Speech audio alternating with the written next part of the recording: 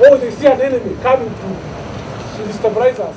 Ekitongole kya poliisi ekivunaanyizibwa ku ddimu ly'okunoonyereza ku buzzi bw'emisango ekya CIID kikedde mu bantu okubayambako okulongoosa ebitundu mwe babeera ng'omu ku kaweefube w'okutumbula enkolagana ya poliisi n'omuntu wa bulijjo. Kino Bambega bakikoze ng'ekimu ku mirimu egikulembera ebikujjuko by'okujaguza emyaka 10 kasookedde poliisi ya Uganda ebangibwawo. Nankulu w'ekitongole kya poliisi ekivunaanyizibwa ku ddimu ly'okunoonyereza ku buzzi bw'emisango Grace Akuro ategeezezza nga bannayuganda bwe basaanye okukolaganira awamu ne poliisi okulwanyisa obuzzi bw'emisango.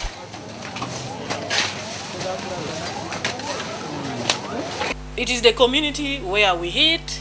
We are eating from there. We are having our homes around there. So we have to have these places actually clean. To be inhabited, we need clean air and a clean environment. Kyokka Akula ategeezezza nga mu mirimu emirala gye bakola ate bwe balina omulala ogw'okunoonyereza ku Bambega baabwe kubanga basusse okwenyigira mu bukenuzi.